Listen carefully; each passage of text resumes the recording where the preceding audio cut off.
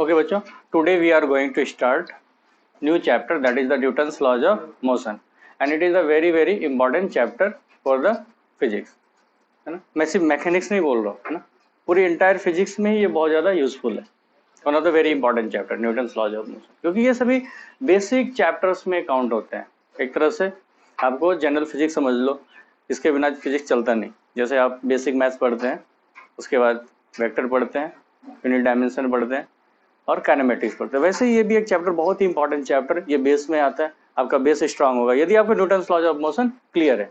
और क्वेश्चंस भी नीट में एक क्वेश्चन हर साल आता है और एक क्वेश्चन जेई मेंस में, ठीक है। एक एक क्वेश्चंस का इसका वेटेज है और कभी हो सकता है 2 क्वेश्चंस भी पूछ लिया जाए। अब आप इसको डायरेक्ट क्वेश्चन के वेटेज से ज़्यादा इंपॉर्टेंट आप इसको ऐसे देखो कि इससे इनडायरेक्टली कितना इंपॉर्टेंट है इसका। कोई भी चैप्टर हम लोग पढ़ेंगे आगे, हमें फोर्स का इक्वेशन लिखना पड़ेगा। अब फोर्स का इक्वेशन कहाँ से लिखेंगे हम लोग? यहाँ से, न्यूटन्स लॉज ऑफ मोशन से। तो this is the very important chapter. एक तो डायरेक्ट वेटेज और दूसरा इनडायरेक्ट वेटेज। कुछ ऐसे चैप्टर्स होते हैं फिजिक्स में जिसका कि डायरेक्ट वेटेज कम होता है, डायरेक्ट क्वेश्चंस कम आते हैं, लेकिन उसका यूज हर चैप्टर में, जैसे वेक्टर से कोई क्वेश्चन आपको डायरेक्ट नहीं आता है जनरली, लेकिन वेक्टर के बिना फिजिक्स का कोई भी चैप्टर आगे नहीं चलता। उसका इनडायरेक्ट वेटेज है, हर चैप्टर में ही उसका वेटेज है। उसी तरीके से न्यूटन्स लॉज ऑफ मोशन भी है, काइनेमेटिक्स, यूनिट डायमेंशन, उसका डायरेक्ट से ज़्यादा इनडायरेक्ट वेटेज बहुत ज़्यादा है, इसलिए आपको इन चैप्टर्स को स्ट्रॉन्ग करना बहुत जरूरी है। तो चलिए हम लोग स्टार्ट करते हैं न्यूटन्स लॉज ऑफ मोशन। पहले बहुत पुरानी बातें यदि हम लोग करें, फोर्स और मोशन के बारे में काफ़ी सारे स्टेटमेंट्स आते रहे।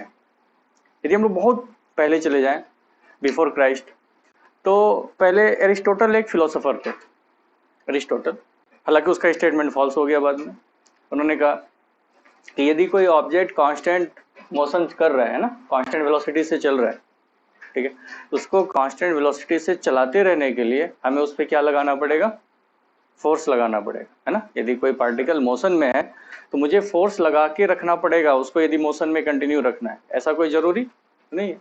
यदि मैं किसी ऑब्जेक्ट को बिल्कुल स्मूथ सरफेस पे फेंक दूं, है ना, एक सरफेस लिया मैंने और बिल्कुल स्मूथ सरफेस है और इस पे मैंने एक ऑब्जेक्ट को क्या किया, यहाँ से फोर्स देके इसको रिलीज कर दिया ना, ऐसे यहाँ से चला दिया इसको। अब ये एक बार फोर्स दिया, उसके बाद हमने छोड़ दिया इसको, देने के बाद ये क्या हुआ, आगे मूव कर गया।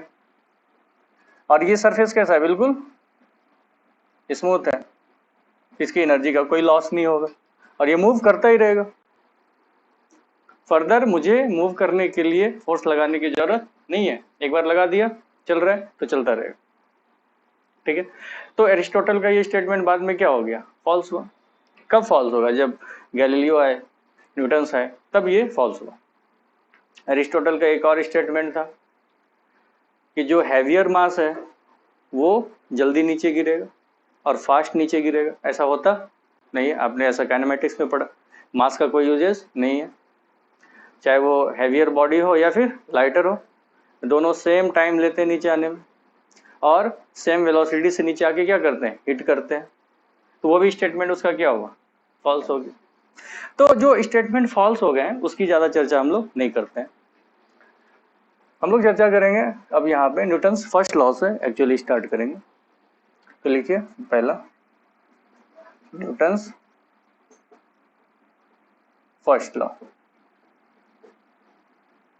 Of motion. यदि Newton's first law of motion की बात करें, ये एक्चुअल में गैलीलियो का लॉज ऑफ इनर्शिया भी कहलाता है। इट इज, लिखते चलो साथ ही साथ, it is also known as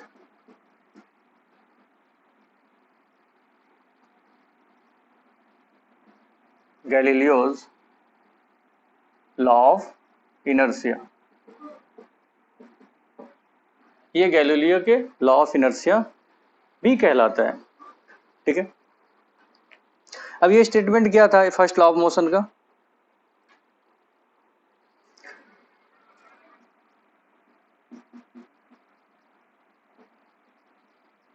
जो भी बॉडी मेरे पास होता है, देखो इनर्शिया का मतलब क्या होता है, पहले इनर्शिया थोड़ा सा समझ लो, उसके बाद अब इसको थोड़ा सा आगे लिखेंगे हम लोग। इनर्शिया तो वैसे भी लिखेंगे हम लोग।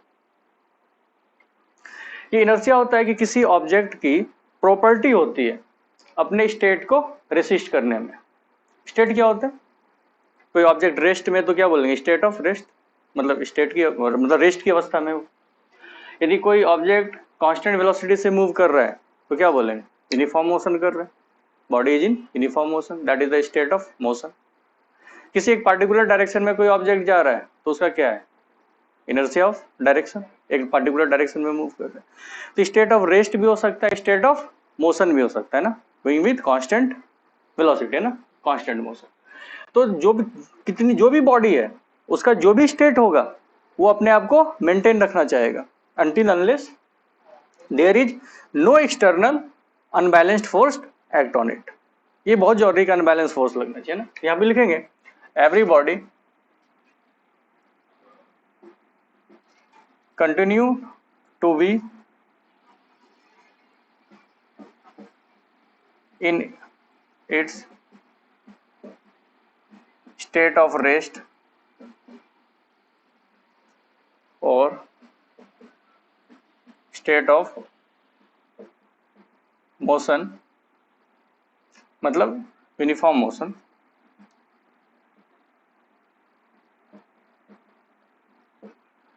until unless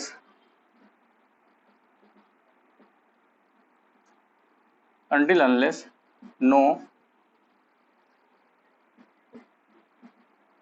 external unbalanced force act on it। What is the meaning of unbalanced और balanced? Unbalanced का मतलब होता है there is net force, है ना, और बैलेंस का मतलब क्या हो जाता है, नेट फोर्स जीरो। मतलब यहाँ पे यदि लिखना चाहें आप, अनबैलेंस्ड का मतलब होता है F net not equal to zero. Unbalanced मतलब कुछ ना कुछ नेट फोर्स है, और बैलेंस का मतलब क्या होता है, नेट फोर्स जीरो। तो यदि नेट फोर्स जीरो है तो फिर आप किसी ऑब्जेक्ट को मूव नहीं कर पाएंगे, ठीक है।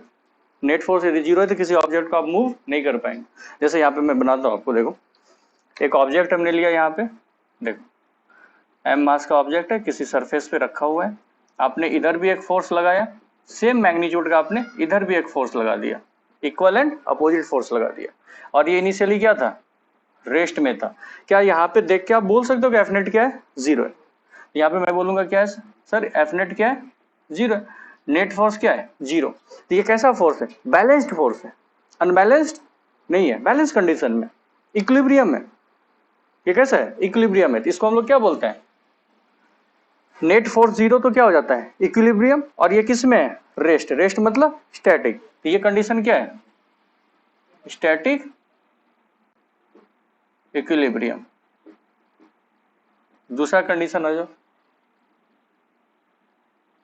एक ऑब्जेक्ट है किसी सरफेस पे ये मूव कर रहा है ना, विद कांस्टेंट वेलोसिटी, है ना, यहाँ पे क्या है, वेलोसिटी कांस्टेंट, मूव कर रहा है। अब आपने इस पे क्या किया, दो फोर्स लगा दिया, अगेन इक्वल एंड अपोजिट, एक इधर फोर्स लगाया आपने, एक इधर। अगेन ये बैलेंस्ड फोर्स है या अनबैलेंस्ड है, बैलेंस्ड है। अगेन एफ नेट क्या है, zero. So you can say that sir again F net कितना है आपका, जीरो है। So again this is the balanced force, so this is again in equilibrium. लेकिन ऑब्जेक्ट अब क्या हो रहा है, मूव तो कर रहा है। तो ये कैसा है, कांस्टेंट वेलोसिटी से मूव कर रहा है, तो करता ही रहेगा, ना तो इसकी वेलोसिटी बढ़ेगी ना ही घटेगी, मैग्नीट्यूड ना तो बढ़ेगा ना ही घटेगा, ना ही डायरेक्शन चेंज होगा। तो यहाँ पे क्या बोलूंगा मैं, इक्विलिब्रियम में है लेकिन कैसा, ये मूव कर रहा है, इसको क्या बोलते हैं हम लोग, डायनामिक इक्विलिब्रियम। इक्विलिब्रियम का मतलब कभी ये नहीं होता है कि ऑब्जेक्ट क्या होना चाहिए, रेस्ट में, ऐसा कोई जरूरी नहीं है।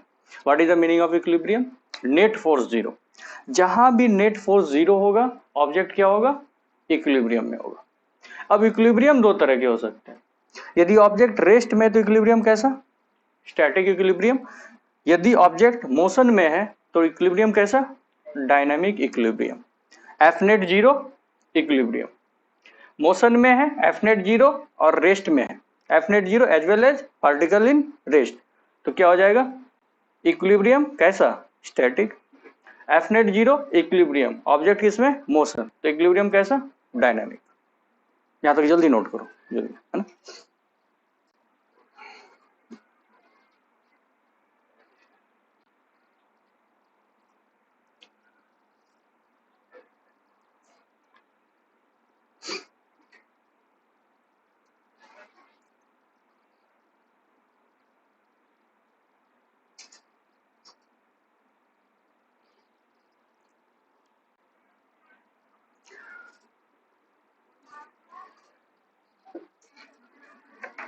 तो फाइन को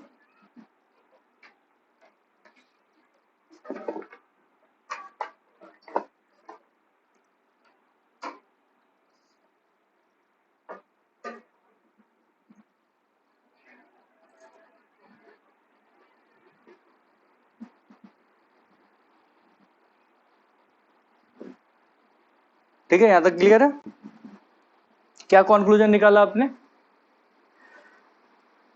if there is net force zero, if there is net force zero या फिर अनबैलेंस्ड फोर्स नहीं है, कहने का मतलब ये, if there is no unbalanced force, if there is no net force, मतलब नेट फोर्स नहीं है, अनबैलेंस्ड फोर्स नहीं है, मतलब ऑब्जेक्ट किस में होगा? Equilibrium, right? So we can say that if there is no unbalanced force then body will be in its state of rest और स्टेट ऑफ मोशन। क्लियर है? अच्छा, न्यूटन्स का फर्स्ट लॉ किस बात को बता रहा है? There is a need of force, if we try to change the state of body, that is the state of rest या state of motion, we require unbalanced force. So we can say that Newton's first law define force, ये force को define करता है, requirement है force, कौन बताता है? Newton's का first law। बेटा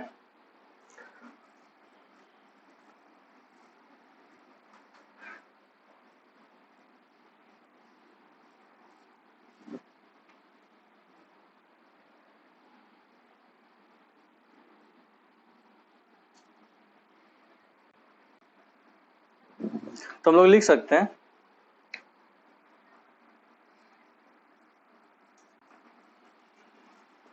न्यूटन्स फर्स्ट लॉ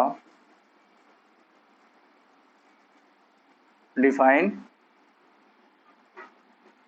फोर्स। ये किसको डिफाइन करता है? फोर्स को डिफाइन कर रहा है। न्यूटन्स फर्स्ट लॉ किसको डिफाइन करता है? फोर्स को डिफाइन करता है ना। दूसरा देखिए, यहां पे हम लोग और बातें कर सकते हैं। If there is no net force, मतलब नो नेट फोर्स मतलब there is no unbalanced force, ज्यादा अच्छा लग रहा है unbalanced. If there is no unbalanced force, यदि अनबैलेंस्ड फोर्स नहीं है, what is the meaning? F net zero है, इसका मतलब क्या है? F net zero, net force क्या है? जीरो, देन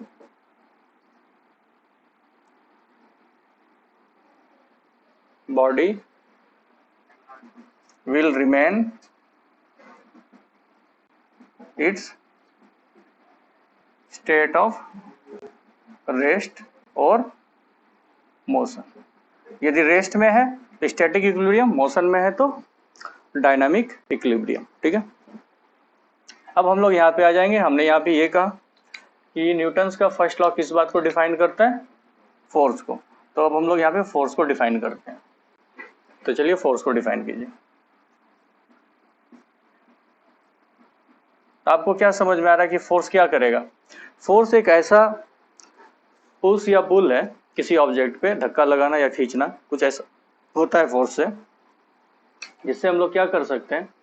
किसी भी ऑब्जेक्ट का स्टेट को चेंज कर सकते हैं या फिर चेंज करने की कोशिश करते हैं। तो वही क्या होता है? फोर्स होता है, राइट? सो वी कैन से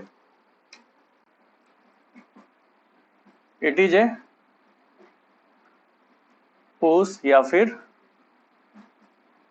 पुल which can change or try to change state of object। Force क्या हो जाएगा? इट इज ए पुश और पुल विच कैन चेंज और try to change state of object. ठीक है, स्टेट ऑफ ऑब्जेक्ट क्या होता है? किसी भी ऑब्जेक्ट का स्टेट क्या होता है? स्टेट ऑफ रेस्ट या तो स्टेट ऑफ मोशन को या तो चेंज कर दे या तो कोशिश करे चेंज करने का। ठीक है, तो वो क्या कहलाएगा? फोर्स कहलाएगा। कुछ इस तरह के का पुश या फिर पुल, कुछ इस तरीके का। पुश मतलब धक्का, पुल मतलब खिंचाव, विच कैन चेंज जो कि चेंज कर सकता है, और मतलब या फिर ट्राई टू चेंज या फिर कोशिश करेगा चेंज करने का क्या, स्टेट ऑफ द ऑब्जेक्ट। किसी ऑब्जेक्ट को रेस्ट से मोशन में लाने की कोशिश करेगा। यदि कोई ऑब्जेक्ट मोशन में है तो उसके मोशन को चेंज करने की कोशिश, स्पीड बढ़ाएगा या तो स्पीड घटाएगा या तो डायरेक्शन चेंज करेगा। यदि फोर्स अवेलेबल है तो फोर्स क्या क्या कर सकता है। यदि एफ नेट जीरो नहीं है किसी ऑब्जेक्ट पे, यदि नेट फोर्स जीरो नहीं है मतलब अनबैलेंस्ड फोर्स लग जाए, तो क्या क्या हो सकता है, उसको मोशन में ला सकते हैं, मतलब स्पीड बढ़ा सकते हैं या तो स्पीड घटा सकते हैं, या तो उसका डायरेक्शन भी चेंज कर सकते हैं, या फिर दोनों भी कर सकते हैं। ये हमने काइनेमेटिक्स में ऑलरेडी डिस्कस किया ना, एक्सलेशन को लेके ना, सेम डायरेक्शन अपोजिट डायरेक्शन। तो लिख लो, if F net not zero, not zero मतलब एफ नेट जीरो नहीं है, मतलब इक्विलिब्रियम नहीं है, मतलब बैलेंस नहीं है तो अनबैलेंस्ड है, मतलब if there is unbalanced force, if there is,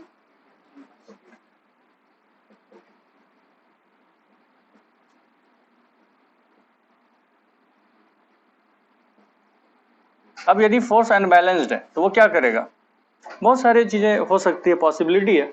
देखिए, देन क्या क्या पॉसिबिलिटी वो लिख रहे हैं हम लोग। क्या हो सकता है, change in speed. Change in speed का मतलब वेलोसिटी के मैग्नीट्यूड को बढ़ा या घटा सकता है, चेंज कर सकता है। तो बढ़ा भी सकता है, घटा भी सकता है। तो यहाँ पे लिख लेंगे हम लोग, यदि कोई ऑब्जेक्ट इस डायरेक्शन में चल रहा है और इधर ही नेट फोर्स आ जाए, एफ नेट का डायरेक्शन किधर आ जाए, इधर ही आ जाए, ये क्या करेगा, इसको स्पीड अप कर देगा। ये क्या कर देगा, स्पीड अप कर देगा। ठीक है, क्लियर है। और यदि अपोजिट में आ जाए तो स्पीड डाउन हो जाएगा। और यदि एक ऑब्जेक्ट ऐसे मूव कर रहे हैं और एफ नेट इस डायरेक्शन में आ जाए तो क्या हो जाएगा, स्पीड डाउन, स्पीड घट जाएगी।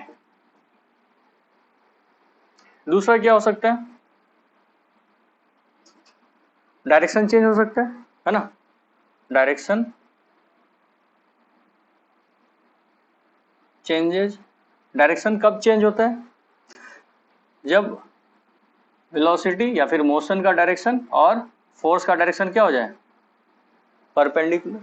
मतलब 90 डिग्री पे फोर्स लग जाए तो क्या हो जाएगा, डायरेक्शन चेंज होगा। ऑब्जेक्ट कैसे चला जाएगा, इस तरीके से, याद है ना, बॉल हम लोग फेंकते हैं लेकिन ऐसे जाता है, प्रोजेक्टाइल मोशन में, है ना। आप एक बॉल फेंकेंगे तो ऐसे ही चला जाएगा। जैसे आप एक टावर पे गए यहाँ पे और यहाँ से आपने एक बॉल को ऐसे फेंक दिया, तो क्या बॉल ऐसे जाता है या फिर ऐसे जाता है, बॉल इस तरह से जाता है। बॉल अपना डायरेक्शन चेंज करता है। क्यों चेंज करता है, क्योंकि नीचे एक फोर्स लग रहा है, किसका, ग्रेविटी का फोर्स लग रहा है, इसलिए इसका डायरेक्शन क्या हो जाता है, चेंज। वेलोसिटी और फोर्स किस पे है, 90 डिग्री, इसलिए इसका डायरेक्शन चेंज, राइट। जल्दी नोट करो, फिर तीसरा पॉइंट लिखेंगे हम लोग कि डायरेक्शन भी चेंज हो सकता है और स्पीड भी चेंज हो सकता है। कब, जब किसी एंगल पे लग जाएगा फोर्स, है ना, तो फोर्स के दो कंपोनेंट आ जाएंगे। ठीक है, क्लियर। जैसे मैं सीधा सीधा इस डायरेक्शन में जा रहा हूँ, इधर ही मुझे धक्का मिल जाए तो मेरा स्पीड क्या होगा, बढ़ेगा। और मैं इस डायरेक्शन में जा रहा हूँ और धक्का मुझे इसके अपोजिट में मिल जाए तो मेरा स्पीड क्या हो जाए, घट जाएगा। अब मैं ऐसे जा रहा हूँ, कोई किसी ने इधर से धक्का दे तो मेरा डायरेक्शन क्या होगा, सडन चेंज हो जाएगा। ठीक है, वेलोसिटी और फोर्स का डायरेक्शन सेम होगा तो स्पीड अप मतलब एक्सेलरेटेड मोशन, वेलोसिटी और फोर्स का डायरेक्शन अपोजिट होगा तो रिटार्डेड मोशन।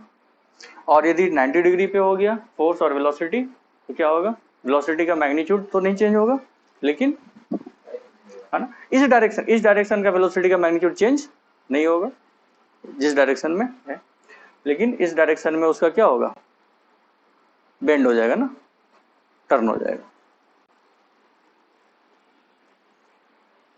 बताओ, और ऐसा भी हो सकता है कि दोनों ही हो जाए, है ना, speed changes and direction both, speed and direction both changes, यदि एंगल पे लग जाएगा ना। तीसरा केस ऐसा भी हो सकता है, speed and direction both changes, speed and direction both change, यदि दोनों चेंज हो जाए ना, तो देखो कैसे करेंगे हम दोनों, इन दोनों को चेंज। देखिए यदि वेलोसिटी ये है, वेलोसिटी का डायरेक्शन ये है, और इधर लग जाए फोर्स, ठीक है, फोर्स का डायरेक्शन कितना पे, किसी पार्टिकुलर एंगल थीटा पे लग जाए, ठीक है, तो इधर क्या आ जाएगा, एफ कॉस थीटा, इधर कितना आ जाएगा, एफ कॉस थीटा, और इधर कितना आ जाएगा, एफ साइन थीटा। अब देखो एफ कॉस थीटा वेलोसिटी के डायरेक्शन में, तो एफ कॉस थीटा क्या करेगा, स्पीड को बढ़ाएगा, और एफ साइन थीटा क्या करेगा, डायरेक्शन को चेंज करेगा, तो पार्टिकल ऐसे जाएगा, ठीक है। स्पीड भी यहाँ पे क्या हो रहा है, एफ कॉस थीटा क्या करेगा, स्पीड को चेंज करेगा, स्पीड अप करेगा, चेंज हो रहा है, और एफ साइन थीटा क्या करेगा, इसको डायरेक्शन को चेंज करेगा। तो पॉसिबिलिटी हर केसेस की है, और यदि फोर्स ऐसे लग जाता तो स्पीड घट जाता और डायरेक्शन भी चेंज हो जाता, वो मैंने बता रखा था जो है ना। तो ये सभी केसेस पॉसिबल है, ठीक है। अब यहाँ पे आ जाता है फोर्स का यूनिट क्या होता है ना, इसका डायमेंशन क्या है, इसका मेजरमेंट किस तरह से होगा, ये भी इंपॉर्टेंट है, राइट। तो नीचे लिखेंगे हम लोग, सेक्शन बनाएंगे, unit and measurement of force.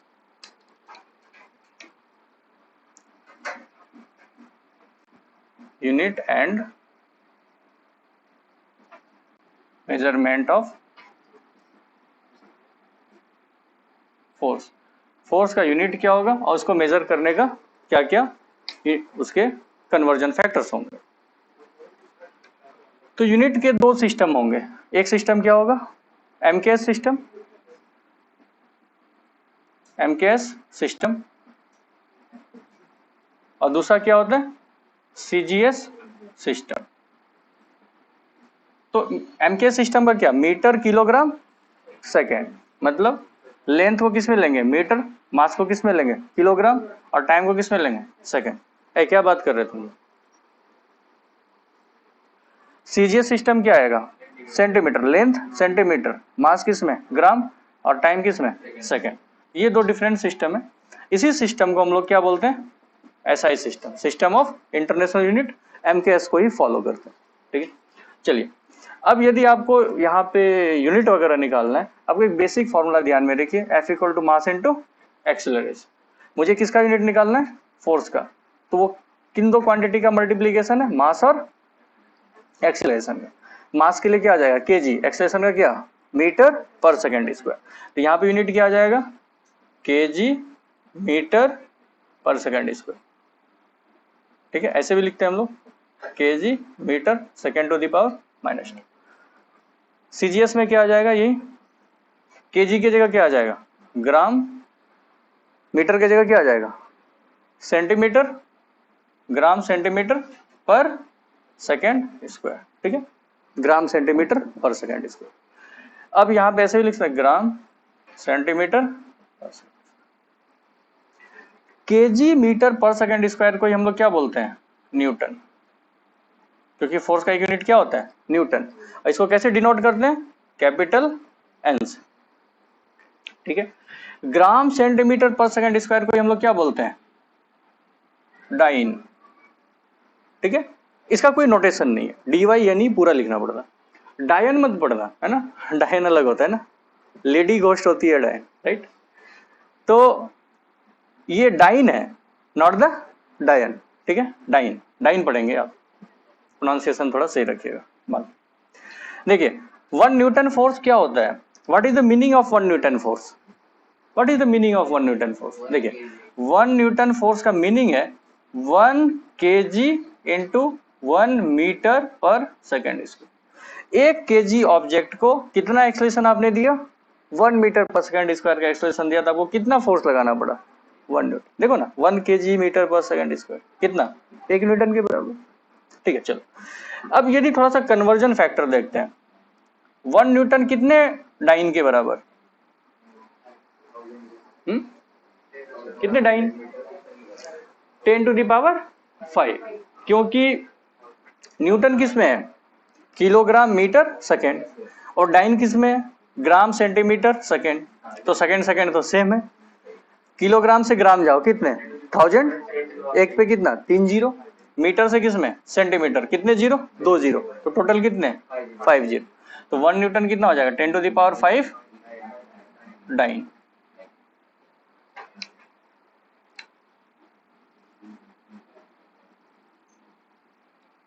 ठीक है, 10⁵ डाइन।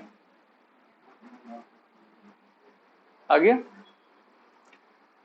उसके बाद कुछ प्रैक्टिकल यूनिट भी होते हैं, सम अदर यूनिट्स, जिसे हम लोग क्या बोलते हैं, प्रैक्टिकल यूनिट या फिर ग्रेविटेशनल यूनिट भी बोलते हैं।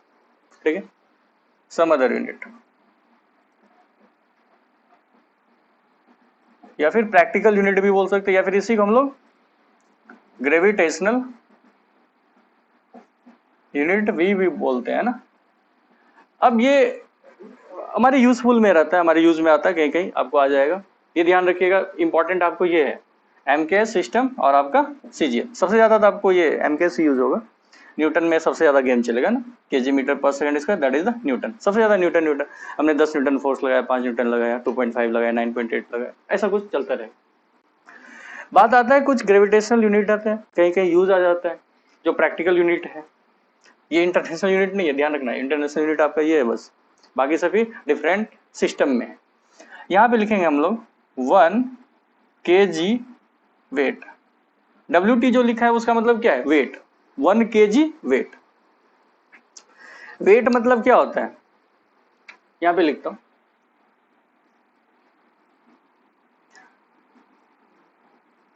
वेट इक्वल टू क्या होता है, mass into acceleration due to gravity, mg। मतलब पूरा लिखना था मुझे, जगह नहीं है, इसको मिटा के लिखूं क्या। वेट होता है आपका mass into acceleration due to gravity होता है। चलिए लिखते हैं, किसी भी ऑब्जेक्ट का वेट का मतलब है उसका mass, that is the amount of substance, multiplied by क्या होगा, acceleration due to gravity, gravity का एक्सेलरेशन। ठीक है, तो वेट इक्वल टू क्या हो जाएगा, mass m, acceleration due to gravity कितना होता है g, तो वेट क्या होता है mg। मास किस में आएगा kg, g किस में आएगा मीटर। आपको ऐसा नहीं लग रहा है कि मास इंटू एक्सेलरेशन फोर्स होता है, मास इंटू एक्सेलरेशन क्या होता है, फोर्स होता है। इसका मतलब वेट एक तरह का क्या है, फोर्स है, वेट एक तरीके का क्या है, फोर्स है। फोर्स एक वेक्टर क्वांटिटी है, और वेट का डायरेक्शन हमेशा क्या होता है, vertically downward in the direction of acceleration due to gravity. यदि मैं वेक्टर में लिखूं तो जी पे क्या आ जाएगा, एरो। जी एक कैसा क्वांटिटी है, वेक्टर क्वांटिटी। किसी भी ऑब्जेक्ट का जो मास, मान लो कोई मेरे पास पर्सन है, ठीक है, इस पर्सन का मास सपोज m है, तो इसका वजन किधर लग रहा होगा, वर्टिकली नीचे, कितना mg। इसका वेट किधर लग रहा होगा, वर्टिकली डाउनवर्ड, कितना mg। ओके, तो यहाँ पे देखिए आपको दिख रहा होगा कि सर अगेन आपने ये न्यूटन ही तो लिख दिया, मतलब यूनिट की बात कर रहे थे हम लोग। यूनिट क्या आ गया, यूनिट क्या आ गया, अगेन किसमें आ गया, ये न्यूटन में ही आ गया, ये फोर्स ही है। अब ये 1 kg वेट, आपने क्या कहा 1 kg का वेट, तो mg कितना हो जाएगा 1g। 1 kg का वेट मतलब 1g, mg का जगह कितना 1 इंटू जी, जी कितना 9.8, तो कितना आ जाएगा 9.8 न्यूटन, कितना आ जाएगा 9.8 न्यूटन। 1 kg वेट कितना होता है 9.8, 2 kg वेट कितना, इसका डबल, 3 kg वेट कितना, इसका ट्रिपल, 10 kg वेट कितना, इसका 10 टाइम्स, तो 98। क्लियर, mg, और मैंने mg लिखा है, देख मास कितना है 1 किलो, g कितना 9.8, तो 1 इंटू 9.8, तो 9.8 kg metre per second square, ये होगा ना। इसका वैल्यू कितना 1, जी का वैल्यू कितना 9.8, तो 1 kg और 9.8 मीटर पर सेकेंड स्क्वायर, तो कितना हो जाएगा 9.8 kg metre per second square. KG metre पर सेकंड स्क्वायर मतलब न्यूटन, तो 9.8 न्यूटन। अब उसी तरह से एक और हो है अपना, देखते हैं 1 kgf, ये मूवी वाला kgf नहीं है ना, ये kgf मतलब फोर्स है, ये f का मतलब kg फोर्स। 1 kg का फोर्स कितना एग्जर्ट करेगा, सेम 9.8 न्यूटन। ये प्रैक्टिकल यूज में है, ठीक है। 1 kgf that is 9.8 Newton and 1 kg weight force भी 9.8 न्यूटन। अब यदि 1 kg की जगह 1 ग्राम लिखते तो 1 ग्राम वेट कितना होगा बताना जरा, ये आपको बताना है। देखो ग्राम है, ग्राम से कहां जाना पड़ेगा, केजी। 1 ग्राम कितने केजी के बराबर, 10 टू द पावर -3। 1 किलो में कितने ग्राम, 1000 ग्राम।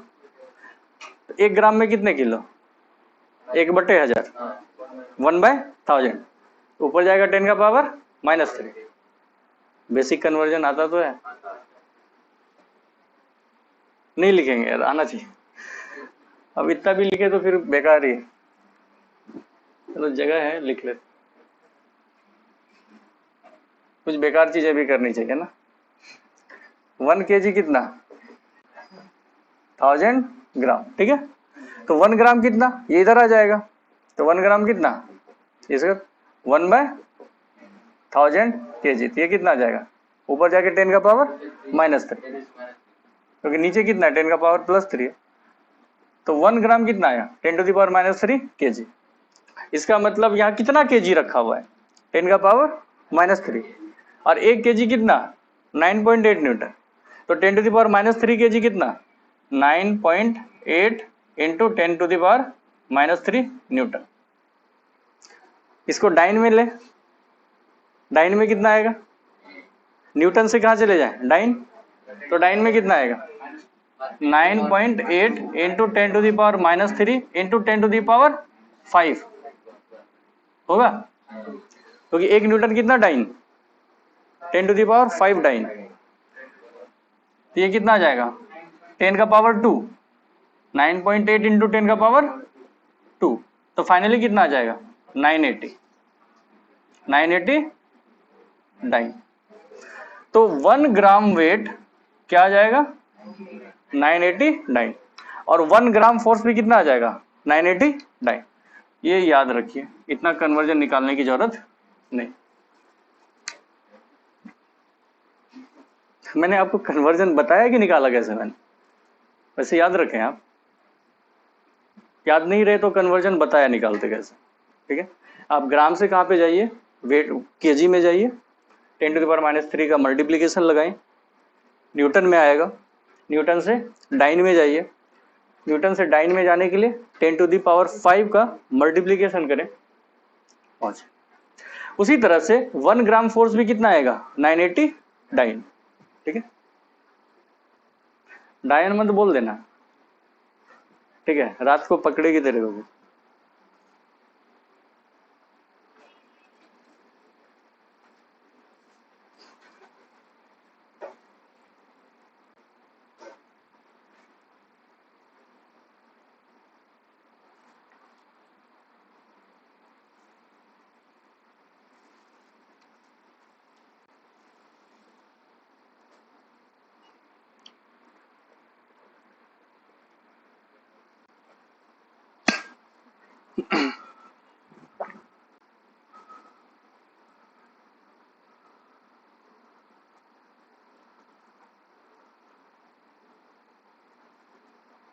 यूनिट आ गया समझ में,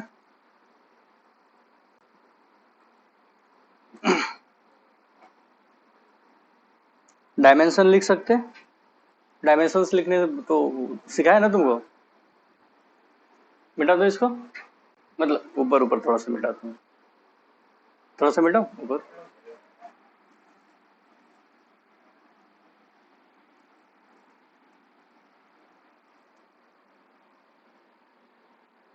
ठीक है। ये मेंशन कर देते हैं, ये लेक्चर नंबर 1 कर देते हैं, ठीक है, बता रहे हैं।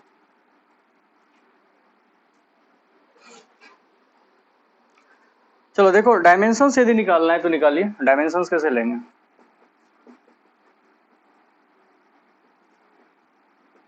डायमेंशंस कैसे निकालते थे, याद कीजिए। मास के लिए क्या लिखते थे? Capital M. लेंथ के लिए क्या लिखते थे? Capital L. और टाइम के लिए कैपिटल टी, MLT पे चलता था। यहाँ पे तो और कुछ नहीं आएगा, MLT ही आएगा, है ना। अभी मैकेनिक्स चल रहा है, टेम्परेचर आएगा नहीं, इलेक्ट्रिक करंट आएगा नहीं, amount of substance that is the mole वो भी नहीं आएगा, आपको MLT में ही चलना है। तो फोर्स का यूनिट बोलिए क्या है? यूनिट क्या था? डायमेंशन निकालने के लिए पहले यूनिट देखिए, यूनिट क्या था? केजी, मीटर पर सेकंड। अब इसको ध्यान में रखते हुए डायमेंशन लिख सकते हैं आप। केजी किसका यूनिट है? मास का। तो मास के लिए क्या लिखेंगे? Capital M. मीटर किसका यूनिट है? एल। सेकंड किसका यूनिट है? तो टी स्क्वायर। तो फाइनली क्या मिला? एम का पावर कितना है? 1, एल का पावर 1, टी का power -2।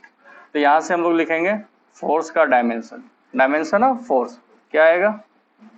M1 L1 T -2, MLT -2।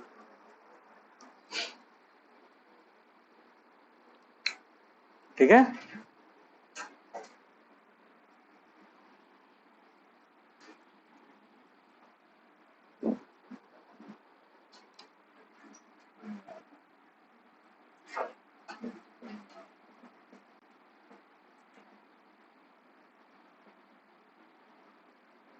मास का यूनिट क्या होता है? केजी। डायमेंशन क्या होता है? Capital M. लेंथ, लेंथ का यूनिट क्या होता है? मीटर। ठीक है। और इसका क्या होता है? Capital L. और टाइम, इसका यूनिट क्या होता है? सेकेंड। स्मॉल मैं सिंबल लिख रहा हूँ बोलिए। और इसका डायमेंशन क्या होता है? कैपिटल। मैं ऐसे ही लिख दी जब तक तुम बाकी चीजें लिख रहे थे। ठीक है, अभी इस पे ही चलेगा ना, इसलिए बाकी तो अभी आए। टोटल 7 फंडामेंटल होते हैं ना क्वांटिटी, उन सभी का यूनिट होता है, उसका सिंबल होता है, और उन सभी के डायमेंशन। राइट।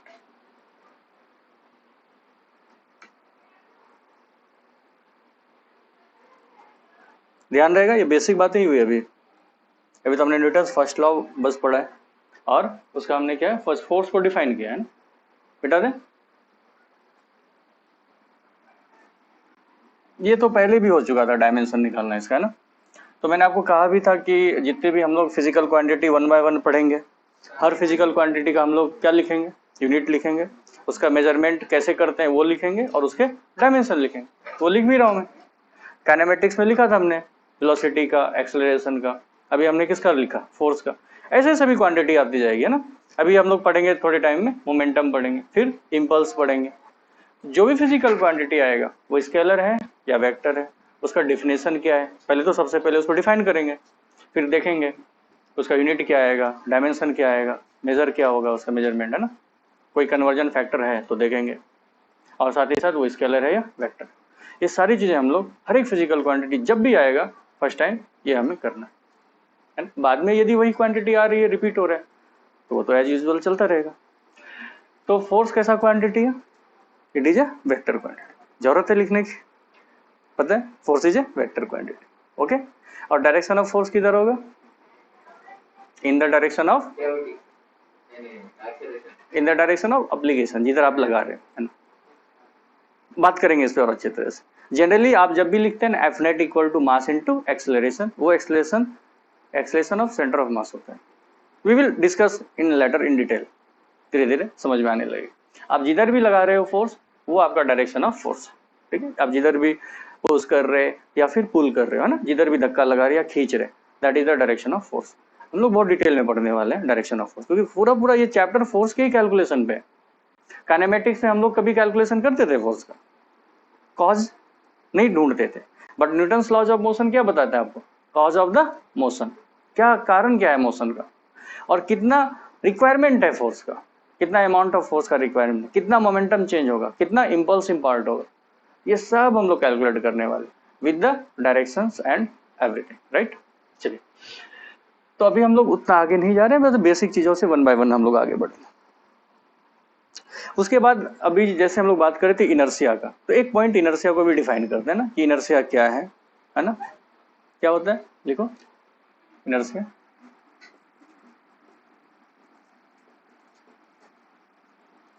मतलब न्यूटन्स के फर्स्ट लॉ में जितनी चीजें पहले उसको निपटा देते हैं, ओके, उसके बाद तो फिर बाकी चीजें। इनर्शिया क्या था, ये किसी ऑब्जेक्ट की प्रॉपर्टी है या किसी बॉडी की प्रॉपर्टी है जिसके कारण ये रेसिस्ट करता है या अपोज करता है in the change of their state. ठीक है, तो लिखेंगे हम लोग it is a property of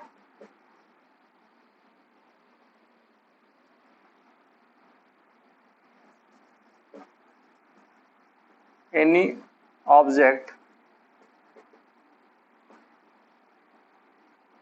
which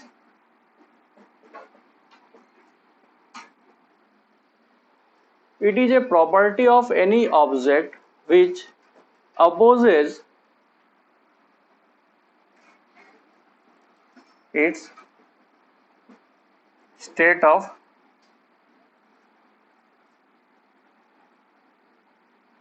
rest और या फिर विच अपोजेज इट्स स्टेट, इतना ही लिख दो, क्योंकि state of rest, state of motion, state of direction सब होता है, तो हम लोग अलग से स्टेट डिफाइन कर दें ना।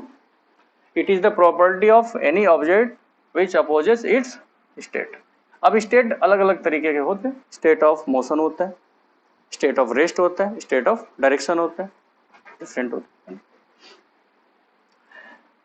तो ये बात समझ में आ रहा है कि इनर्शिया किसी बॉडी की प्रॉपर्टी है, मतलब उसका यदि हम लोग बात करें कि दो डिफरेंट साइज या मास का ऑब्जेक्ट रखा हुआ है, एक लाइटर ऑब्जेक्ट है, एक हैवियर ऑब्जेक्ट है, तो आपको ये डेफिनेटली फील आएगा सर यदि मुझे मूव करना है तो मुझे हैवियर ऑब्जेक्ट पे ज़्यादा फोर्स लगाना पड़ेगा। इसका मतलब हैवियर ऑब्जेक्ट ज़्यादा अपोज कर रहा है ना, वो रेस्ट में रहना चाहता है।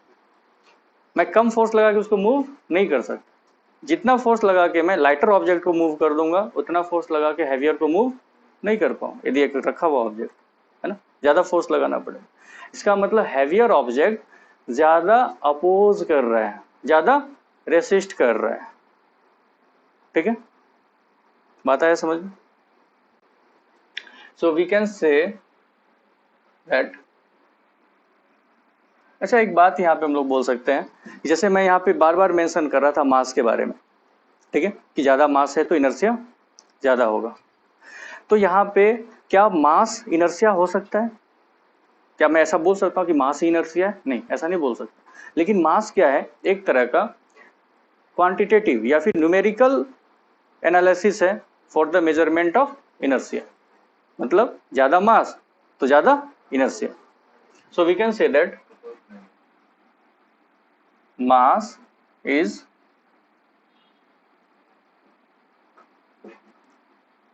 a quantitative, or we can say that numerical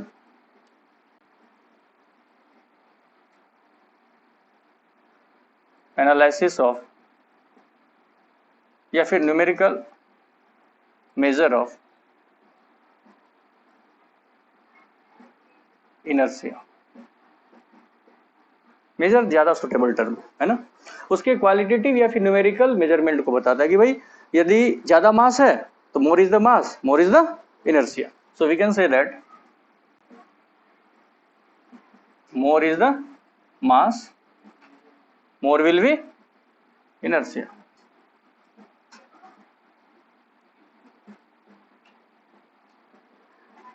So we can say that inertia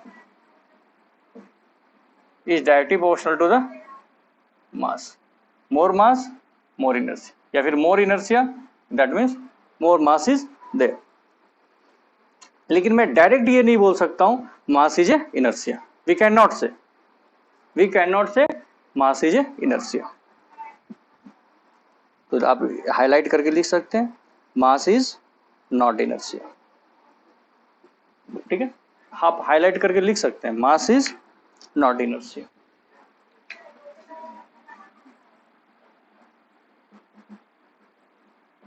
mass is not inertia. आप इसको हाईलाइट करके लिख सकते हैं, मास इज नॉट इनर्शिया। मतलब जनरली मिस कंफ्यूजन होता है दिमाग में, सर बार बार मास से रिलेट कर रहे हैं, क्या मास ही इनर्शिया होता है क्या? नहीं नहीं, इनर्शिया तो एक प्रॉपर्टी है, किसी भी ऑब्जेक्ट का वो कैरेक्टर है, कैरेक्टरिस्टिक प्रॉपर्टी है। तो मास इनर्शिया नहीं होता, वो उसकी प्रॉपर्टी है, कैरेक्टर। ठीक,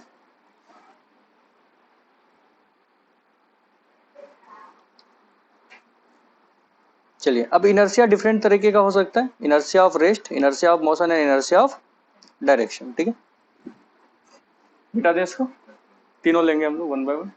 यहीं पे लिख देता हूँ नीचे, टाइप्स ऑफ इनर्शिया।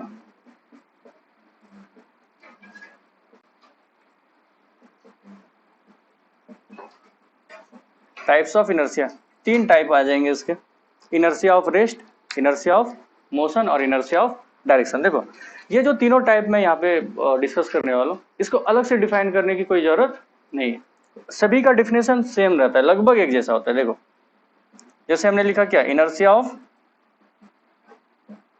रेस्ट, इसका मतलब क्या है, यदि एफ नेट जीरो है ना, या फिर हम लोग ऐसे बोल सकते हैं, a body will be in its state of rest until unless there is no unbalanced external force act on it। एक ऑब्जेक्ट तब तक रेस्ट में रहना चाहेगा जब तक उस पे अनबैलेंस्ड एक्सटर्नल फोर्स ना लगे, तब तक वो मूव नहीं करेगा। तो वो क्या होगा, इनर्शिया ऑफ रेस्ट। अब सुनो इसके एग्जांपल्स, है ना, ये डेफिनेशन लिखने की जरूरत है नहीं, वो डेफिनेशन डायरेक्ट पूछते नहीं, इतना तो समझ में है। A body will be in rest until unless there is no unbalanced external force act on it। एक बॉडी तब तक रेस्ट में रहेगा जब तक उस पर कोई एक्सटर्नल फोर्स ना लगे, अनबैलेंस्ड एक्सटर्नल फोर्स, तब तक रेस्ट में रहेगा। जब तक बैलेंस लगेगा फोर्स तब तक वो मोशन में नहीं आएगा, और वो कैसा होगा, स्टैटिक इक्विलिब्रियम में रहेगा, तब तक वो स्टैटिक इक्विलिब्रियम में रहेगा। ठीक है, दूसरा आएगा इनर्शिया ऑफ मोशन। देखो इनर्शिया ऑफ रेस्ट को पहले समझो, इसके कुछ एग्जांपल्स, जैसे कोई भी पेड़ से जैसे आपको फ्रूट तोड़ने हैं ना, सपोज मैंगो का हमने एग्जांपल ले लिया ना, मैंगो के ट्री से आपको उसको मैंगो तोड़ना होता है, आप क्या करते हो, मैंगो के डाल को हिलाते हो, उससे क्या होता है, मैंगो टूट के गिर जाता है। ऐसा क्यों होता है, मैंगो के पेड़ को जोर जोर से हिलाओ तो मैंगोज टूट के गिर जाएंगे ना, होगा ही नहीं होगा। कोई भी ऐसा फ्रूट, या फिर गुआवा ले लो, उसके पेड़ आसानी से हिलाए जा सकते हैं क्योंकि वो पतले होते हैं as compared to mango trees.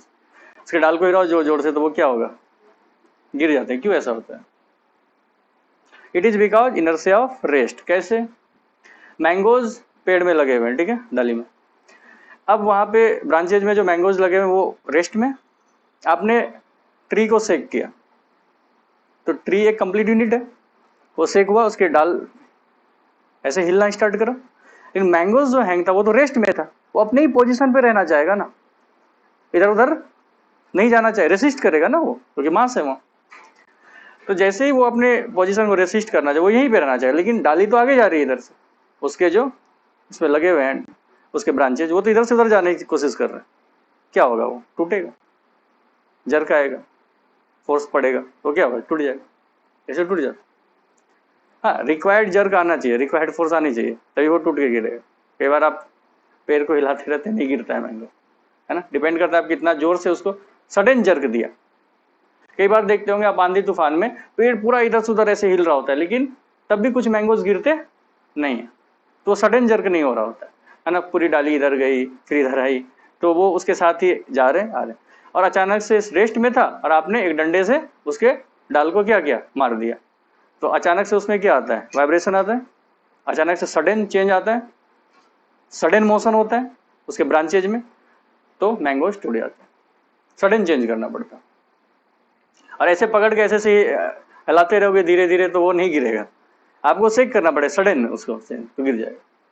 Right, clear. अब ऐसे और भी एग्जांपल्स हैं, जैसे ब्लैंकेट वगैरह होता है ना, आप जैसे धूप में डाल देते हैं फिर डंडे से उसको पीटते हैं ना, घर में देखा होगा, डंडे से पीट रहे हैं ब्लैंकेट, तो क्या होता है, डस्ट पार्टिकल नीचे गिर जाता है। क्योंकि ब्लैंकेट के साथ डस्ट पार्टिकल किस में था, रेस्ट में। अचानक से आपने ब्लैंकेट को डंडे से मारा तो ब्लैंकेट क्या होगा, उसमें वाइब्रेशन आएगा, शेक करेगा, मोशन में आएगा। ब्लैंकेट जैसे पीछे जाएगा डस्ट पार्टिकल तो वहीं रहना चाहेगा, क्योंकि डंडा तो डस्ट पे नहीं मारा है ना तुमने, है ना। और डस्ट जो है उस ब्लैंकेट का पार्ट नहीं है, एक्सटर्नल पार्ट है ना, वो अलग से आके चिपक रखा है। तो आपने डंडा मारा ब्लैंकेट को तो ब्लैंकेट तो अंदर जाएगा, ऐसे हिलेगा, ऐसे ऐसे हिलेगा, तो डस्ट पार्टिकल उससे गिर जाएगा, ठीक है, क्योंकि वो रेस्ट में रहना चाहेगा तो गिर जाएगा। ऐसे काफ़ी सारे एग्जाम्पल्स हैं। जैसे और भी एग्जाम्पल्स आपके डेली लाइफ में, आप जैसे बस में जा रहे हो या फिर ट्रेन में जा रहे हो, ठीक है। यदि हम लोग मुंबई का लोकल ट्रेन की बात करें या कहीं भी, या फिर मेट्रोज की, दिल्ली वगैरह मेट्रो वगैरह, क्या होता है कि आप जैसे गाड़ी स्टेशन पे रुकी हुई, आप गाड़ी पे चढ़े, अभी आप किस में हो, रेस्ट में, ठीक है, और सडन क्या हुआ, गाड़ी चल पड़ी और बहुत जल्दी एक्सीलरेट होती है गाड़ी। मतलब लोकल ट्रेन तो उतना फास्ट एक्सीलरेट नहीं करती, बट मेट्रो ट्रेन्स बहुत फास्ट एक्सेलरेट करती है। तो सडन क्या होगा, जैसे मैं यहाँ पे ऐसे खड़ा हूँ सपोज, और ट्रेन सामने की तरफ चली, तो मैं किधर झुक जाऊंगा, बेंड हो जाएगी हमारी बॉडी, सामने नहीं, हमारी बॉडी पीछे बेंड हो जाएगी, क्योंकि हमारी बॉडी उसी जगह पे रहना चाहती है, लेकिन ट्रेन हमें आगे ले जाना चाहता है, हमारे पाँव को खींच रहा है वो, क्योंकि हमारा पाँव ट्रेन से चिपका हुआ है, हमारा हेड तो नहीं चिपका। तो हमारा हेड क्या होता है, पीछे की तरफ बेंड हो जाता है। For your safety purpose train में क्या दिए जाते हैं, इसीलिए पोल्स दिए जाते हैं ना, बहुत सारे पोल्स होते हैं। You can hold yourself with the help of poles, या फिर हैंगर्स भी होते हैं सपोर्ट के लिए ना, और हैंगर्स भी रहते हैं, हैंग रखे हुए रहते हैं, आप उसको पकड़ के खड़े रह सकते हो। मेट्रो में काफ़ी ज़्यादा हैंगर्स लगे होते हैं, यही रीज़न है कि मेट्रो में काफ़ी ज़्यादा हैंगर्स होते हैं, और ऊपर भी पकड़ने के लिए रॉड रहता है, हैंगर से रॉड है, आप पकड़ के खड़े हो सकते हैं। मुंबई की लोकल ट्रेन में आपने देखा होगा, यदि नहीं भी चढ़ा हो तब भी मूवीज में या फोटोज में देखा ही होगा, बहुत सारे लोग होते हैं और ऊपर में ऐसे हैंगर्स रहते हैं। हालांकि मुंबई में इतना ज्यादा लोग रहता है कि उसको हैंगर की जरूरत ही नहीं, वो एक दूसरे को हाँ वो कर देते हैं एडजस्ट, है ना। तो कुछ ज्यादा ही भीड़ होता है उसमें, नहीं बट फिर भी कहीं ना कहीं कोई होल्ड करके रखता है, अदरवाइज इतनी सारी भीड़ अचानक से ऐसे गई तो लास्ट वाला आदमी तो, है ना। तो पूरा ही ऐसा नहीं होता, यदि पूरा ऐसा हो कि 100 के 100 आदमी लास्ट वाला आदमी को, वो तो काम ही खत्म हो जाएगा, वो दीवार में जाके, मतलब ट्रेन का जो वाल है उसमें जाके वो चिपक ही जाएगा चिटक ही जाएगा ना, सर फूट जाएगा उसका। तो कहीं ना कहीं आप अपने आप को होल्ड करते हैं, यदि रेस्ट में सडन मोशन में आएगा, क्योंकि आपका पाँव मोशन में आता है, नॉट योर अपर बॉडी, इसलिए अपर बॉडी को भी आप क्या करते हो, पकड़ के रखते हैं हैंगर वगैरह, जिससे आप अपने आप को सेव कर लेते हैं। These are the examples of inertia of rest. If you move to the second type, that is the inertia of motion.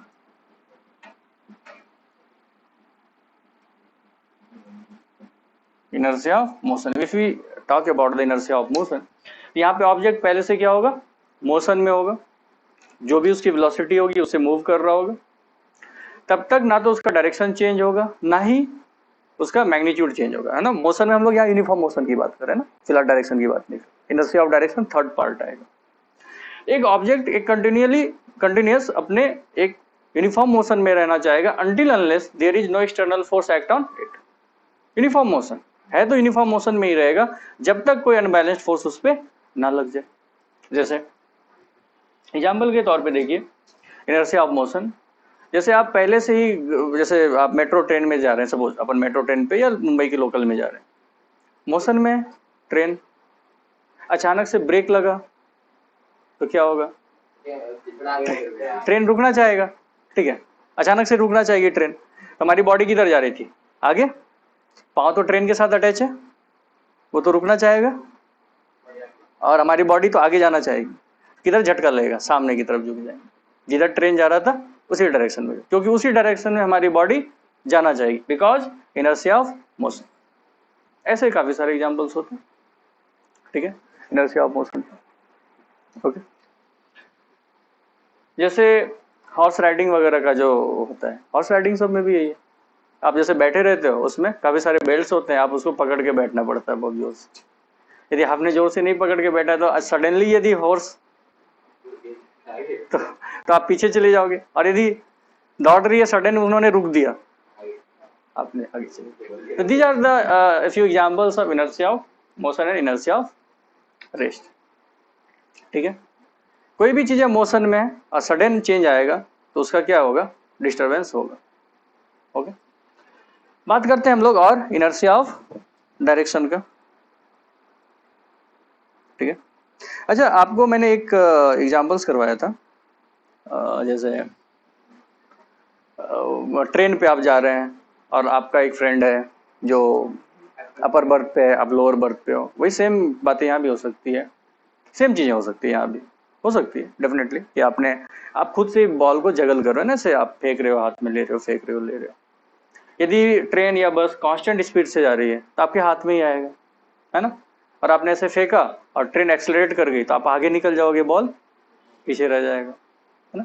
और यदि ट्रेन या बस ब्रेक लगा दिया तो आप पीछे रह जाओगे, बॉल आगे सामने गिर जाएगा। तो ये these are the examples of inertia of motion, these are the examples, right. और भी चीजें ऐसे आते रहती है। ठीक है, और भी कुछ एग्जांपल्स बोले हम लोग। अच्छा, एक और बड़ा इंटरेस्टिंग एग्जांपल है इनर्शिया ऑफ रेस्ट का।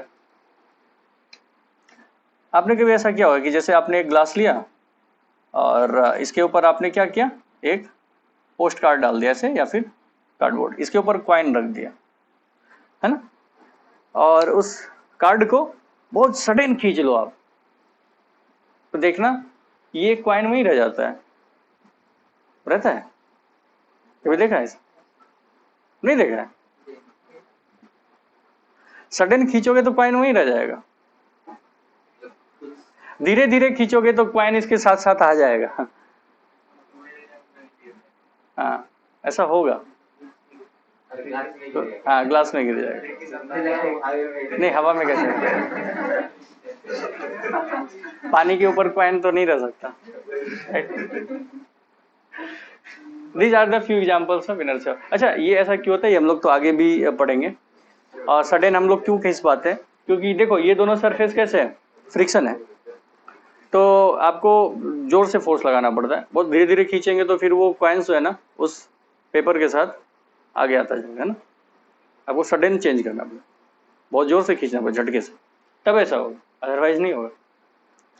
तो कितना फोर्स की रिक्वायरमेंट है ये हम लोग आगे फ्रिक्शन चैप्टर में पढ़ेंगे कि दो ब्लॉक है ना, मैंने नीचे वाले ब्लॉक को खींचा तो मैं कितना फोर्स लगा के खींचूं नीचे का ब्लॉक, ताकि क्या हो, ऊपर का ब्लॉक वहीं रह जाए, उसके ऊपर स्लाइड ना करे, मतलब इन दोनों के बीच में रिलेटिव मोशन हो जाए, है ना, कि दो के बीच में रिलेटिव मोशन कैसे होता है। ये सब पार्ट है सिलेबस का, फ्रिक्शन में पढ़ेंगे हम। न्यूटन्स लॉज में ही आगे एक पार्ट आएगा फ्रिक्शन, क्योंकि फ्रिक्शन भी एक तरीके का force, Newton's laws of motion में डिफरेंट टाइप ऑफ फोर्स के बारे में पढ़ने वाले। ओके, इनर्शिया ऑफ मोशन हो गया, इनर्शिया ऑफ इनर्शिया, थर्ड आता है inertia of direction, third part है इसका inertia of direction. Inertia of direction में भी वही है कि कोई भी पार्टिकल अपना डायरेक्शन चेंज तब तक नहीं करेगा until unless there is no external unbalanced force act on it. ठीक है, अब इनर्शिया ऑफ डायरेक्शन का यदि एग्जांपल्स देखें अपनी लाइफ में, जैसे व्हील्स रोटेट करते रहते हैं ना, ऐसे रोटेट करते रहते हैं, आप देखते होंगे उसमें यदि रेनी सीजन हो और कीचड़ में फंस जाए, है ना, अपन तो व्हील्स क्या होता है ऐसे रोटेट कर रहे होते हैं, और उसमें से देखना कि आपको जो कीचड़ है वो निकल के टेंजेंशियली छिटक जाता है ना, टेंजेंशियली निकलता है, व्हील्स ऐसे रोटेट कर रहे हैं और यहाँ से कीचड़ क्या होता है ऐसे निकलता रहता है, निकलता है, और इसीलिए आप क्या करते हो, मडगार्ड लगा के रखते हो, है ना, ताकि ये सभी कीचड़ किस में चले जाए, मडगार्ड में। ये कीचड़ जो है या जो मड पार्टिकल है वो व्हील का पार्ट तो है नहीं, व्हील के साथ अटैच होके नीचे से आ तो रहा है, लेकिन सडन चेंज हो रहा है डायरेक्शन में, है ना, व्हील्स का पार्ट तो इसके साथ अटैच है तो इसलिए वो उसके साथ घूम जाते हैं, लेकिन मड तो उसके साथ नहीं घूम पाएगा, इसलिए कहाँ चला जाता है, टेंजेंशियली बाहर छिटक जाता है। जैसे यदि किसी रोटेटिंग प्लेटफॉर्म है ना, एक रोटेटिंग प्लेटफॉर्म है, रोटेटिंग प्लेटफॉर्म का मतलब है कि ये घुमाया जा रहा है ना, यहाँ पे पोल्स लगे हुए हैं, इसको हम लोग घुमा रहे हैं ऐसे गोल गोल, और यहाँ पे एक आदमी खड़ा है, ठीक है, आपने इसको बहुत जोर से सडनली घुमाया तो ये कहाँ चला जाएगा, बाहर छिटक जाएगा, बहुत जोर से घुमा दो तो ये किधर चला जाएगा, बाहर निकल जाएगा। जैसे आप कार पे जा रहे हो, है ना, कार से जा रहे हैं और अचानक से आपको क्या ना रोड कैसा मिला, टर्न, कैसा रोड मिला, ऐसे टर्निंग रोड मिला। कार में आप ऐसे बैठे हुए थे, ठीक है, और अचानक से आपने कार को क्या किया, टर्न किया ऐसे, तो आपका मोशन किधर था, जाने का डायरेक्शन इधर, और कार सडन किधर टर्न हुआ, इधर। इसीलिए आप क्या होता है, कार ऐसे टर्न होता है तो आप बाहर की तरफ सॉरी, जैसे ही कार आप अंदर की तरफ टर्न करते हो तो आपको झटके किधर मिलते हैं, बाहर की तरफ। ये तो बहुत अच्छी तरीके से आपने नोटिस किया होगा, राइट, बहुत अच्छी तरीके से आपने नोटिस किया होगा कि कार को क्या किया आपने, अचानक से अंदर की तरफ टर्न किया ना, रोटेट किया। जैसे आपने ऐसे रोटेट किया, आपकी बॉडी तो किधर, कार किधर जा रही थी, सीधा सीधा जा रही थी, अचानक से इसने डायरेक्शन चेंज किया, तो आपकी बॉडी तो उसी डायरेक्शन में जाना चाहेगी। तो क्या आप तो कार का पार्ट नहीं हो ना, लेकिन आप कार पे बैठे हुए, बट बॉडी तो आगे जाना चाह रही होगी, इसलिए आपको बाहर की तरफ फील होता है झटके। अब ऐसे कार अंदर की तरफ घूम रही है तो आप बाहर की तरफ झटके फील करते हैं। और इसीलिए आपको सीट बेल्ट बांधने की सलाह दी जाती है कि अचानक से सडन चेंज होगा तो आप बाहर की तरफ ना चले जाए, है ना। इसलिए आप सीट बेल्ट से अपने आप को बांध के रखते हैं कार के साथ। ओके, तो these are the few examples of inertia of directions, right. हो गया यहां तक, चलो अब हम लोग एक टर्म पढ़ेंगे मोमेंटम, उसके बाद हम लोग जाएंगे न्यूटन्स का सेकेंड लॉ। ठीक है, लिखियो, लिखो मोमेंटम।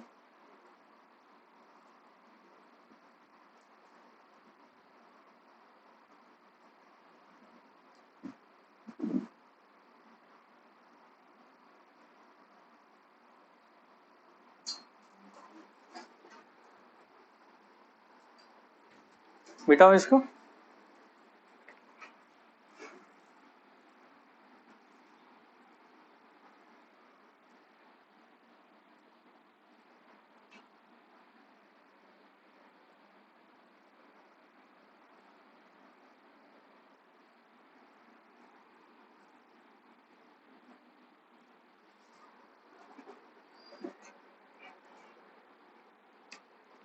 अब यहां से हम लोग टर्म पढ़ेंगे मोमेंटम। मोमेंटम को हम लोग यहाँ पे बोलेंगे लीनियर मोमेंटम। ठीक है, इसको हम लोग किससे डिनोट करते हैं, P से। ये होता है it is amount of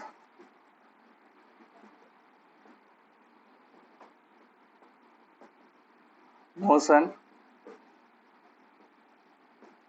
possessed by an object.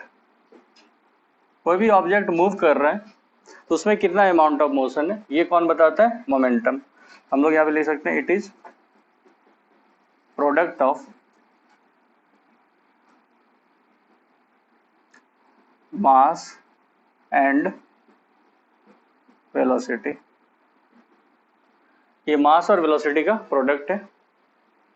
It is a vector quantity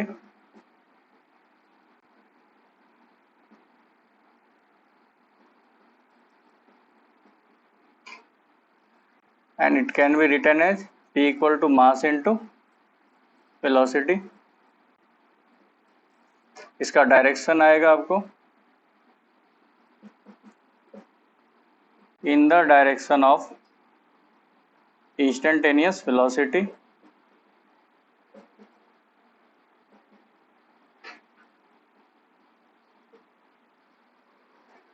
unit लिखेंगे इसका हम लोग। यूनिट क्या आ जाएगा, देखिए मास का क्या आ जाएगा केजी, वेलोसिटी का क्या आ जाएगा मीटर पर सेकंड। ये किस में लिखा हमने, एसआई में, ओके, एमकेएस सिस्टम में। और इन सीजीएस क्या आ जाएगा, ये केजी का क्या आ जाएगा ग्राम, मीटर का क्या आ जाएगा सेंटीमीटर, और ये सेकंड, ग्राम सेंटीमीटर सेकंड। दूसरा और तरीका है इसका लिखने का, इसी को हम लोग बोल सकते हैं न्यूटन सेकंड, इसी को हम लोग बोल सकते हैं डाइन सेकंड।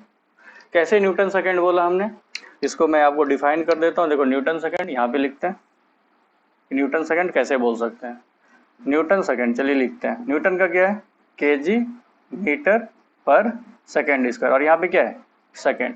सेकेंड से ये स्क्वायर कैंसिल हो गया, क्या मिला आपको, KG metre per second.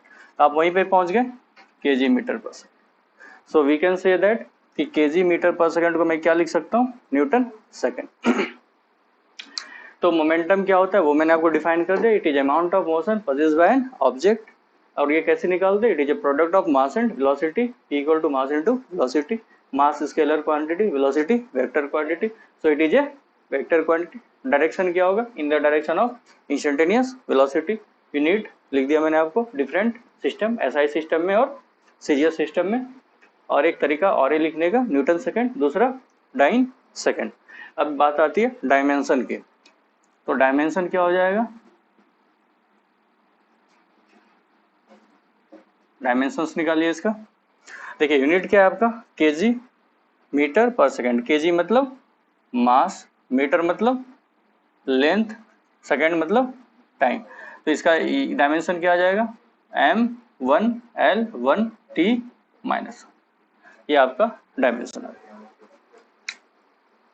Okay, अब इसका कैलकुलेशन करेंगे हम लोग, मोमेंटम निकालेंगे। पहले यहाँ तक लिख लीजिए, हो गया लिख के।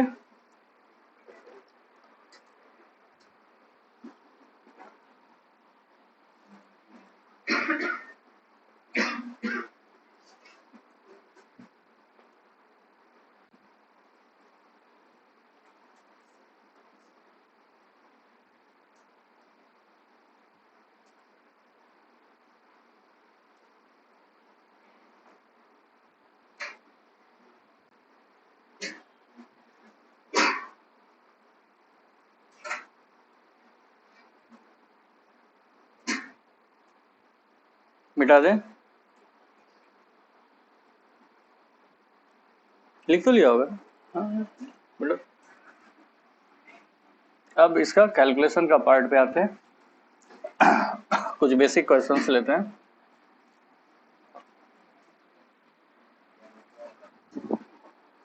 एक ऑब्जेक्ट है, सुनते जाओ क्वेश्चन, लैंग्वेज ज्यादा लिखने की उतनी जरूरत नहीं। सुनो, एक ऑब्जेक्ट है, इसका मास कितना है, ले लिया हमने 5 kg, ठीक है। ऑब्जेक्ट का मास कितना, 5 kg, मूविंग विथ वेलोसिटी कितना, कुछ भी ले लो, मान लो i cap minus 2j cap plus 3k cap, ऐसा हमने ले लिया। I cap minus 2j cap plus 3k cap, और ये वेलोसिटी आपको दिया किसमें, मीटर पर सेकेंड, और मास किसमें, केजी। सब कुछ एसआई में है, केजी मीटर पर सेकेंड आ जाएगा, that is the Newton second. Okay fine, आपसे पूछा फाइंड, यहाँ पे लिखते हैं फाइंड मोमेंटम। दूसरे में आपको दिया मैग्नीट्यूड ऑफ मोमेंटम, ठीक है। मोमेंटम निकालिए, दूसरा क्या निकालिए, मैग्नीट्यूड ऑफ मोमेंटम निकालिए। तो 1 बाय 1 सॉल्व कीजिए आप। मोमेंटम क्या आ जाएगा, मोमेंटम मतलब पूरा का पूरा वेक्टर क्वांटिटी, क्योंकि मैग्नीट्यूड की बात नहीं करी, तो मास इनटू वेलोसिटी। तो लिख लीजिए, मास कितना है आपका 5 kg, 5 into i cap minus 2j cap plus 3k cap. ये केजी मीटर पर सेकेंड, तो ये क्या आ जाएगा, KG metre per second. Unit आ गया, मल्टीप्लाई कीजिए, कितना आएगा, 5 i cap minus 10 j cap plus 15k cap. So this is your momentum and this is your answer. Newton second बोलिए, kg metre per second, both are same. ये complete आया ना आपका मोमेंटम। मैग्नीट्यूड कैसे निकालेंगे, मैग्नीट्यूड निकालिए। Second part इसका क्या है आपका, मैग्नीट्यूड। चलिए निकालते हैं। सेकेंड पार्ट क्या है आपका, मैग्नीट्यूड ऑफ मोमेंटम। मैग्नीट्यूड कैसे निकालते हैं, आई कैप के कोफिशिएंट का स्क्वायर, जे कैप के कोफिशिएंट का स्क्वायर एंड के कैप के कोफिशिएंट का स्क्वायर एंड देन रूट। और हाउ यू विल गेट, कितना ला रहा है ये 25 प्लस 100 प्लस ये कितना आ गया 225 एंड स्क्वायर रूट, तो ये कितना आ गया 250 प्लस 100 कितना, square root of 350 newton second. Clear है। नेक्स्ट एग्जांपल देखिए, ये ऑब्जेक्ट या फिर मान लो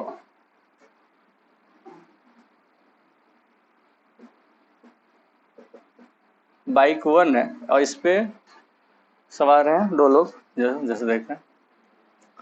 इसका मास टोटल ले लेते हैं हम लोग कितना,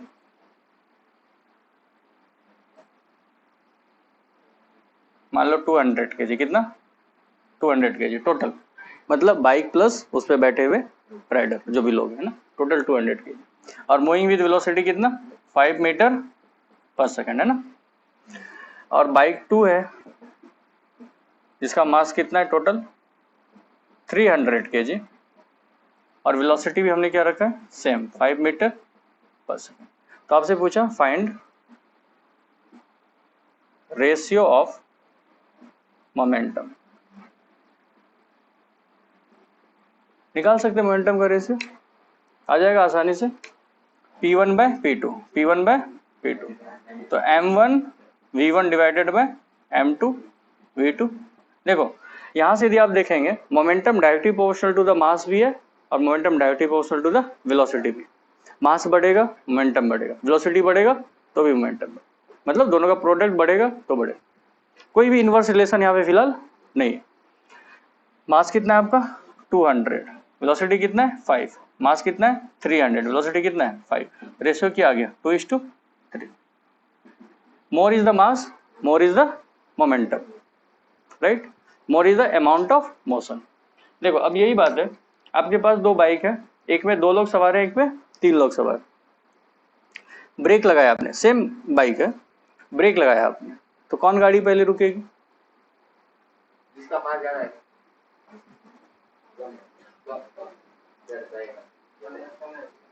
सोचो जिसका मास ज्यादा है उसका अमाउंट ऑफ मोशन ज्यादा है, जिसके पास अमाउंट ऑफ मोशन ज्यादा होगा तो वो जल्दी रुकेगा नहीं, इसलिए हैवी लोडिंग डेंजरस होता है।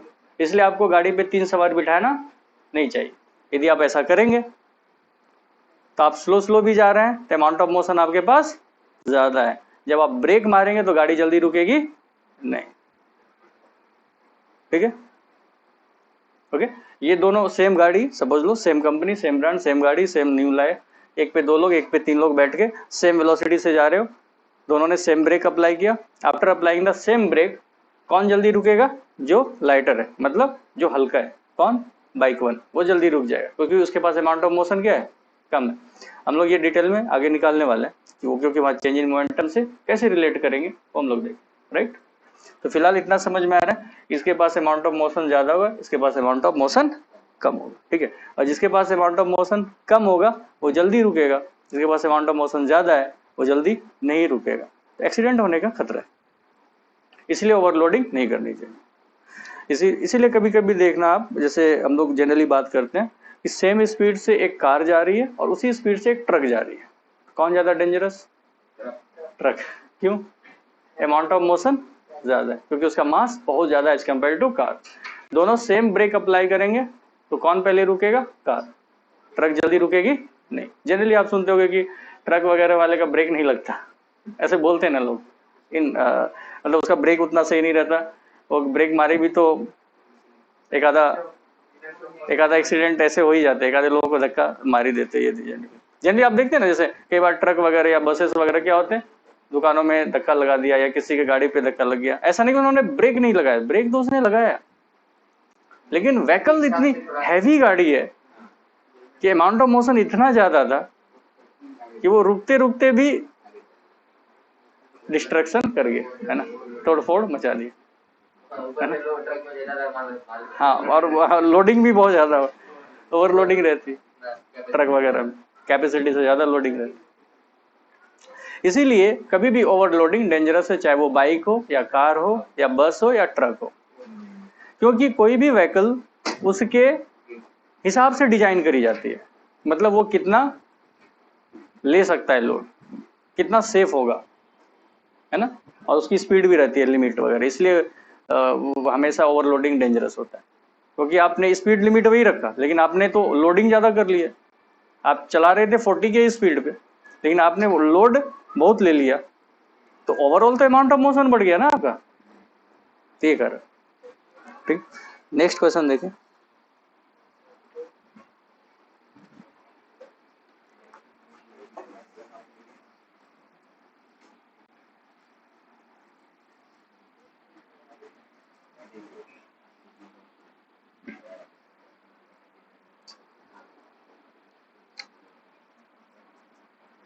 आपके पास दो ऑब्जेक्ट है, देखिए एक का मास इधर ये भी 2 किलो का है और ये भी इधर 2 किलो, दोनों 2-2 केजी का है ना।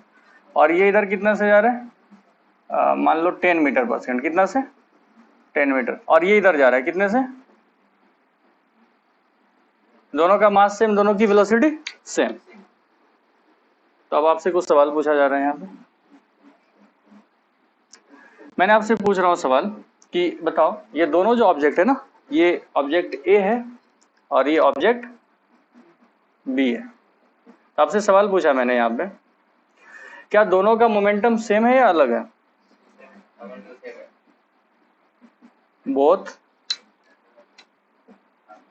हैव सेम मोमेंटम और नॉट? सेम है मोमेंटम, मास और वेलोसिटी का मल्टीप्लाई कर दिया, सेम है मोमेंटम। क्यों? मैंने यहाँ पे मैग्नीट्यूड टर्म यूज नहीं किया, मैंने क्या यूज किया है, momentum. Momentum is a vector quantity. Momentum of A निकालो, क्या आएगा, ये कौन सा डायरेक्शन है, जे कैप, तो 2 इंटू 10 जे कैप, तो ये कितना आ गया 20 जे कैप। मोमेंटम ऑफ बी कितना आ गया, 2 इंटू 10 आई कैप, तो कितना 20। अब बताओ दोनों सेम या अलग अलग? अलग अलग। तो आंसर क्या आएगा, not, not same, different. Momentum of A not equal to momentum of B. अब यदि एक सवाल दूसरा यहाँ पे पूछा जाए, is magnitude of momentum same for both?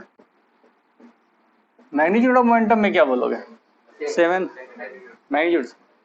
तो मैग्नीट्यूड ऑफ मोमेंटम ए कितना है 20। अब यूनिट हम लोग उसमें ही रखे हैं, तो सब कुछ ऐसा ही में लिखा नहीं मैंने, बट यूनिट वही न्यूटन सेकेंड। और magnitude of momentum of B कितना है 20, तो मैग्नीट्यूड तो दोनों का same. So we can say that magnitude of momentum of A equal to magnitude of momentum of B. तो ये क्या है, सेम है, ओके। और यहाँ पे सेम नहीं है, नॉट सेम।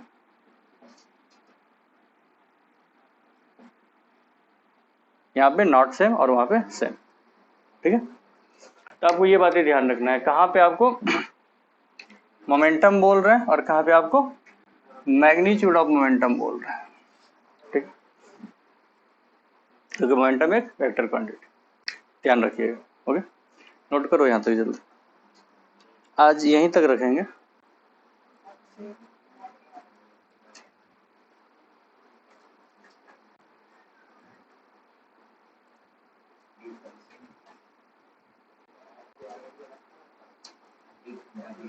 कल हम लोग पढ़ेंगे चेंज इन मोमेंटम और इम्पल्स और न्यूटन्स के सेकेंड लॉ। मतलब कल काफी ज्यादा कंटेंट होगा, मतलब नेक्स्ट लेक्चर में काफी इंपॉर्टेंट कंटेंट,